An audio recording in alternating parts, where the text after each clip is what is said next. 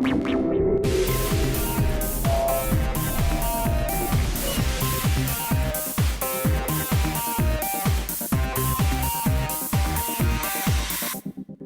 Salazar here with Broadcast Beat. We've got a special guest today, Shelby Smith, Customer Service Engineer at Osprey. How are you, sir? Hey, I'm doing well, Ryan. Good to talk with you. Good to have you back. So Osprey recently decided to add products that complement its widely used capture cards. So what prompted this decision to expand, and how is it going to help the industry? Well, one of the things is that and now a subsidiary of Vario Systems, we have a tremendous capability in development and manufacturing that we've never had before. And so we want to take advantage of that. So we've created a couple of new lines of products. We've got some switchers, we've got some adapters and converters, as well as a new line of encoders that complement our capture cards. And the nice thing about it, I guess, is it keeps our resellers and distributors from having to ask our customers to use brand X to solve some of the problems that maybe Osprey can better solve for them. Okay, so among the first devices in Osprey's expanded product line are the Talon G1 encoders. So I don't know a lot about those. Well, you also have decoders, but so who are these products intended for, and how do they compare to other encoders and decoders in the market?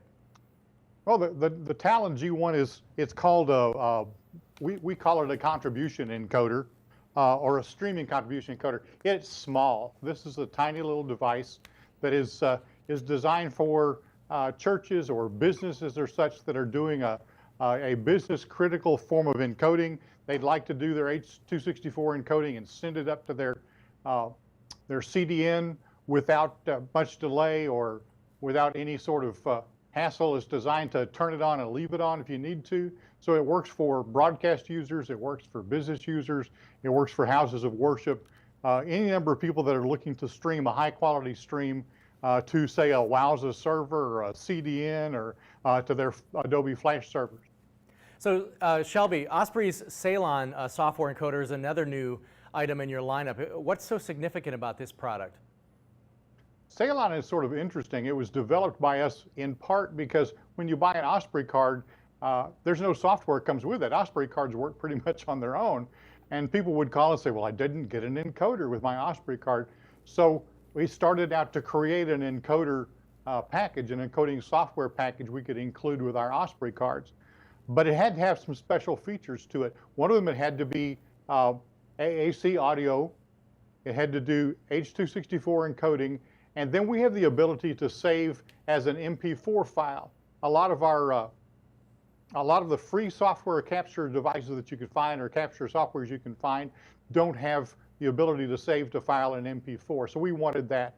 The coolest thing we have in there as a feature is the ability to encapsulate closed captions. And so we have a lot of broadcast users that need to include closed captions in their broadcast stream, and we have that capability to encapsulate those and include them in the stream to, say, an Adobe server or a Wowza server or an appropriate CDN.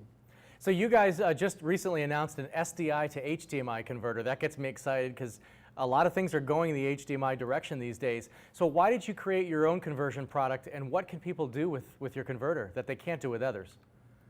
Well, that particular conversion product is unique in that we created it sort of to solve a problem for ourselves.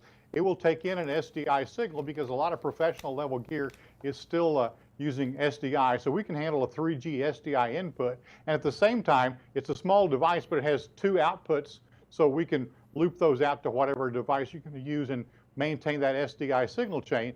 But some of us are getting really, the word's probably cheap. We want to use a monitor that's not quite as expensive as our fancy SDI monitors. And so now you can loop out an HDMI signal out of your SDI and send it to an inexpensive monitor.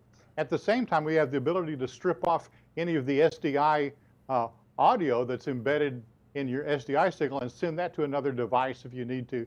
It was actually created to solve a purpose for us, but it turns out that especially like in the event world, it's one of those things I think a lot of guys are going to want to have in their bag.